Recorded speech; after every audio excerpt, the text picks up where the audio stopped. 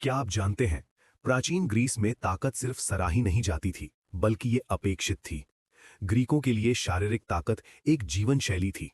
बचपन से ही लड़कों को दौड़ने, कुश्ती करने और प्रतिस्पर्धा करने की ट्रेनिंग दी जाती थी। फिटनेस कोई विकल्प नहीं था, ये उनकी संस्कृति का हिस्सा था। स्पार्टा जैसे शहरों में प्रशिक्षण और भी कठोर था। स्पार्टा के लड़कों को योद्धा बनने के लिए तैयार किया जाता था। वे सख्त दिनचर्या का पालन करते थे, जो उनके शरीर को उसकी सीमाओं तक धकेलती थी, जिससे सहनशीलता, अनुशासन और मानसिक दृढ़ता विकसित होती थी। लेकिन ताकत सिर्फ युद्ध के लिए नहीं थी। ग्रीकों का मानना था कि एक स्वस्थ शरीर स्वस्थ मन को जन्म देता है। प्लेटो जैसे दार्शनिकों ने शिक्षा के हिस्से के रूप में शारीरिक प्रशिक्षण का समर्थन किया।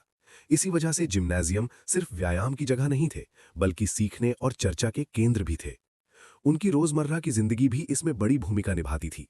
आधुनिक मशीनों के बिना लोग लंबी दूरी तक चलते थे, भारी सामान उठाते थे और शारीरिक रूप से कठिन काम करते थे। उनके जीवन में लगातार गतिविधि बनी रहती थी।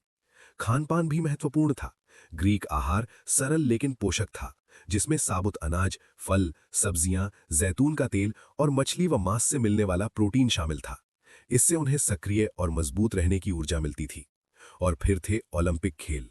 776 ईसा पूर्व में शुरू हुए इन प्रतियोगिताओं ने खिलाड़ियों को अपनी शारीरिक क्षमता की चरम सीमा तक पहुंचने के लिए प्रेरित किया। यहां जीत सिर्फ विजय नहीं थी, ये सम्मान की बात थी। तो ग्रीक लोग इतने मजबूत क्यों थे? क्योंकि ताकत उनकी जीवन शैली में शामिल थी। प्रशिक्षण, अनुशासन, आहार और विश्वास के माध्यम से। प्राचीन अखाड़ों से लेकर आधुनिक जिम तक उनकी विरासत आज भी हमारे फिटनेस के सोचने के तरीके को प्रभावित करती है।